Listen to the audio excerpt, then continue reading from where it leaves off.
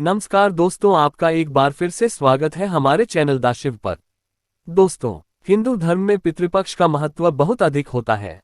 पितृपक्ष के दौरान हमारे पूर्वज पितृलोक से धरती पर हमें मिलने के लिए आते हैं। हमारे द्वारा उनके लिए किए जाने वाले श्राद्ध तथा तर्पण पिंडदान अधिकारियों से वे संतुष्ट होकर हमें आशीर्वाद प्रदान करते हैं। प्रतिवर्ष पितृपक्ष भाद्रपद मास के शुक्ल पक्ष की पूर्णिमा तिथि से प्रारंभ होते हैं और आश्विन मास की अमावस्या को इनकी समाप्ति होती है। इसे सर्वपितृ अमावस्या कहा जाता है। पितृपक्ष के दिनों में मनुष्य को पितरों की संतुष्टि के लिए श्राद्ध कर्म तथा दान धर्म करने चाहिए। श्री कृष्ण कहते हैं, जिस मनुष्य को उसके पितरों का आशीर्वाद प्राप्त होता है उसके कुल का गौरव सदैव ही बढ़ता है। ऐसा मनुष्य कभी दरिद्री नहीं रहता है। इस साल पितृपक्ष 29 सितंबर शुक्रवार के दिन प्रारंभ हो रहा है और 14 अक्टूबर के दिन पितृपक्ष का समापन होगा।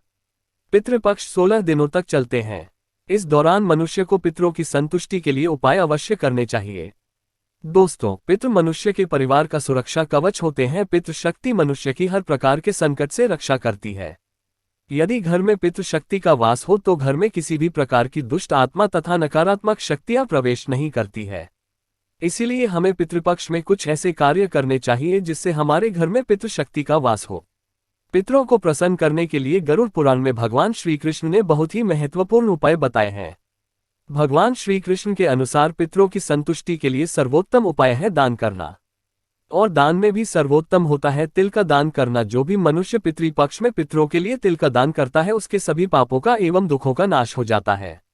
इसके अलावा आप पितृपक्ष में अपने पितरों की संतुष्टि के लिए वस्त्र आदि का दान अवश्य करें।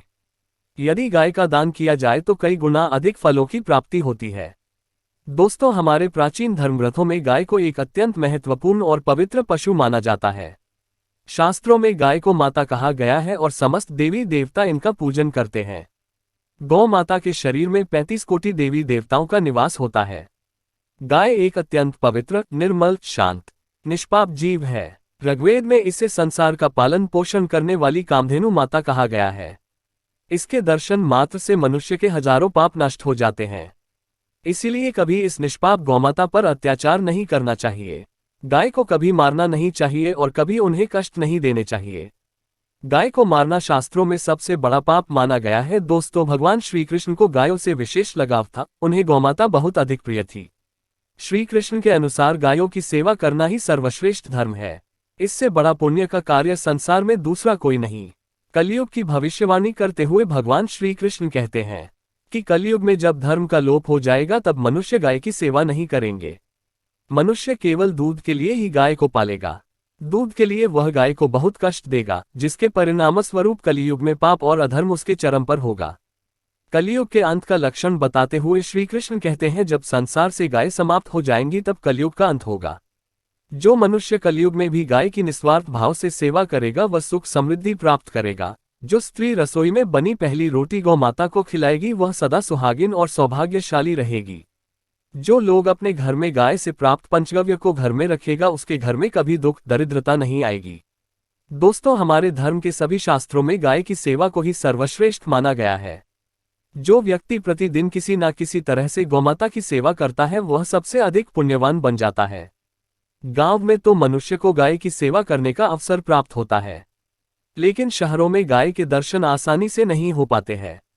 इसीलिए मनुष्य को गौशाला में जाकर गाय की सेवा करनी चाहिए अथवा गौशाला के लिए दान धर्म करने चाहिए। इसके अलावा आप अपने घर में ही गौ माता की मूर्ति रखकर उनकी पूजा जरूर करें। इससे भी माता कामधेनु का आशीर्वाद प्राप्त होता है। शास्त्रों में गौ माता को मां लक्ष्मी का रूप माना गया है, इसीलिए उनकी पूजा करने से दरिद्रता दूर होती है। प्राचीन काल से ही गौमाता की सेवा और संरक्षण करने की परंपरा चली आ रही है।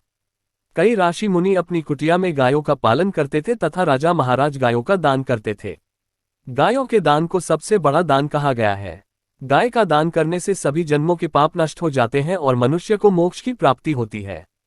आज हम आपको गौमाता के संबंध में बहुत ही महत्वपूर्ण बातें बताने जा रहे हैं। गाय की पूजा कैसे करनी चाहिए, गाय को कौन सी चीजें खिलाने से कौन सा फल मिलता है तथा गाय के किस अंग को स्पर्श करने से दरिद्रता दूर होती है आदि के बारे में हमारे शास्त्रों में बहुत ही महत्वपूर्ण ज्ञान दिया गया है। हमारी अत्यंत पूजनीय गौमाता के बारे में आप सभी को यह बातें अवश्य जान लेनी चाहिए। इससे आपके जीवन से सभी प्रकार के कष्ट दूर होंगे। दोस्तों, कई बार महिलाएं जाने अनजाने में गाय को कुछ चीजें खिला देती है, जिससे मां लक्ष्मी क्रोधित हो जाती है। शास्त्रों में कहा गया है कि यह चीजें गाय को कभी नहीं खिलानी चाहिए। इससे मनुष्य के जीवन में दुर्भाग्य आता है और उसे किसी भी कार्य में सफलता नहीं मिलती है। तो चलिए जान लेते हैं गौमाता के विषय में महत्वपूर्ण नियम। सबसे पहली बात है दोस्तों, गौमाता के दर्शन करना बहुत शुभ होता है। शास्त्र कहते हैं रोज सुबह गाय के दर्शन होने से पुण्य की प्राप्ति होती है और सुबह गोबर के दर्शन होने से लक्ष्मी की प्राप्ति होती है। अगर किसी महत्वपूर्ण कार्य के लिए जा रहे हैं और अचानक ही गौमाता आपके रास्ते में आ जाती है तो वह कार्य निश्चित ही सफल हो जाता है। किसी भी यात्रा पर निकलते समय अगर गौ माता के दर्शन हो जाए तो वह यात्रा सुखपूर्वक पूर्ण हो जाती है, इसमें संशय नहीं है। ज्योतिषशास्त्र के अनुसार कुंडली में यदि पितृ दोष होता है तो अन्य उपायों के साथ साथ गौमाता को प्रतिदिन रोटी और घास खिलाने से लाभ होता है और पितृ दोष से मुक्ति मिलती है।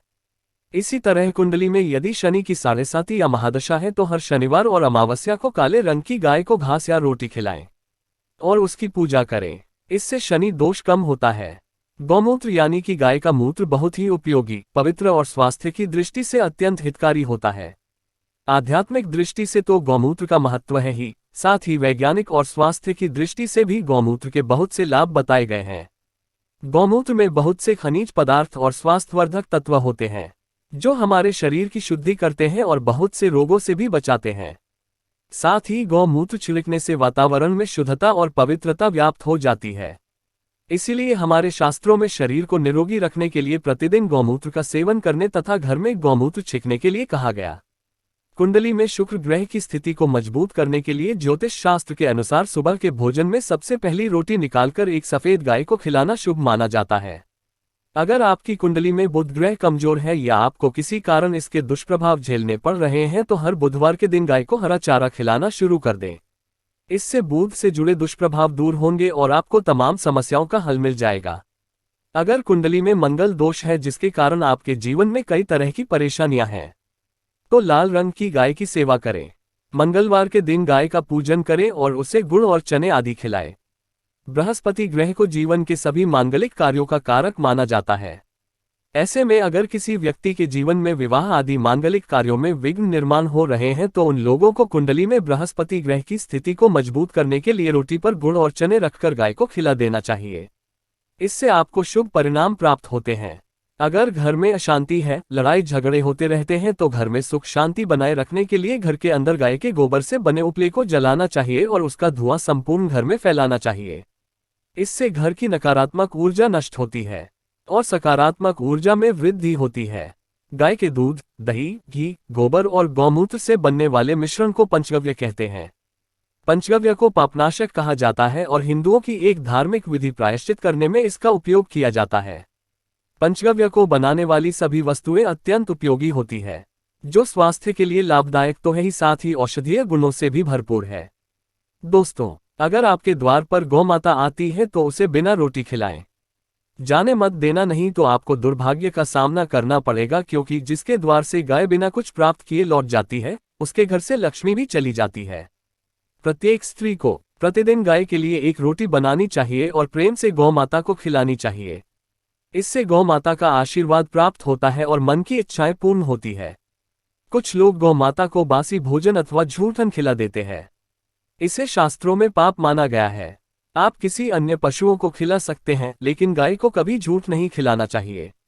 भूख लगने के कारण गौमाता उस अन्न को ग्रहण तो कर लेती है, लेकिन इसका पाप उस व्यक्ति को लगता है जो गौमाता को ऐसा बासी भोजन खिलाता है।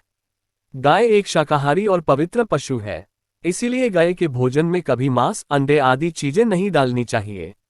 ऐसा करने से महापाप लगता है। यदि आपकी कुंडली में चंद्रदोष है और जिसके कारण लगातार परेशानी उठानी पड़ रही है तो आप यह एक उपाय जरूर करें। आप रोटी पर सफेद मक्खन, नमक और घी लगाकर गौमाता को खिला दें। यदि शनि दोष है तो आटे में थोड़े काले तिल मिलाकर रोटी बनाकर गौमाता को खिला दें। इससे शनि दोष समाप्त होता है। मंगल दोष को दूर करने के लिए रोटी पर हल्दी लगाकर गाय को खिलाना चाहिए। अगर घर में धन की समस्या है तो गुरुवार के दिन गाय को केले का फल खिलाना चाहिए, इससे दरिद्रता दूर होती है। दोस्तों, गौ माता के पीठ पर एक उभरा हुआ कुबड़ होता है, उसको बाद में सूर्य केतु नाड़ी होती है। जब भी आपके द्वार पर गौमाता पधारे आप इस कुबड़ को एक बार जरूर स्पर्श करें। इससे आपके जीवन से सभी दुखों का अंत होगा और धन संपत्ति की प्राप्ति होगी। शास्त्रों में कहा गया है, जो मनुष्य तन मन धन से गौमाता की सेवा करता है, वह मृत्यु के बाद वैतरणी नदी को गौमाता की पूंछ पकड़कर पार कर लेता है।